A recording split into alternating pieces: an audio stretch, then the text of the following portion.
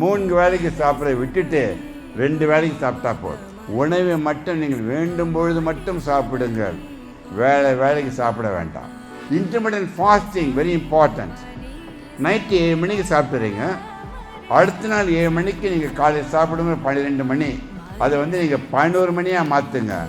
So 12 + 4 16 மணி நேரம் நீங்கள் வயிற்றை காலியாக வைத்திருந்தால் உடம்பில் இருக்கின்ற கொலஸ்ட்ரால் சேர்ந்துருக்குல்ல, அது கரைத்து கீட்டோன் பாடிஸ் எனர்ஜி கொடுக்க ஆரம்பித்து விட்டால் 100 வருடம் வாழ முடியும். ஸோ பசி என்ற உணர்வு உங்கள் ஞானத்தில் செல்லவிடும்.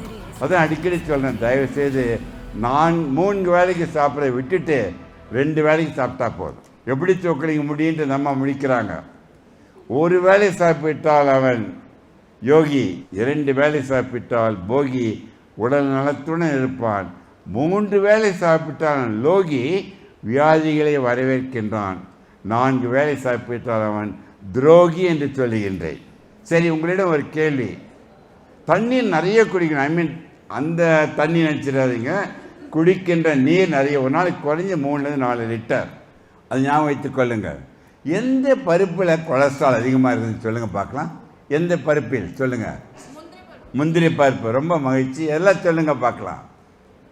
ஒன்றே கேஷ்யூ நட்ஸ். உங்களுக்கு பிடிச்சமானதெல்லாம் சொல்ல வேண்டும். மகிழ்ச்சியான செய்தி, எந்த நட்ஸ்லேயும் கொலஸ்ட்ரால் கிடையாது. எந்த உணவு தாவரத்திலிருந்து வருகின்றதோ அது அனைத்தும் 0 கொலஸ்ட்ரால். தோலுடன் சாப்பிடணும், பாதாம் பருப்பு கூட. அதுங்க சாப்பிட்டா வெயிட் போயிடும். அதுங்க அடிக்கடி சொல்கிற உடம்புலையும் பாரம் கூடாது, மனதிலும் பாரம் கூடாது. 100 வருடம் சொக்கலையும் வர வேண்டாம்.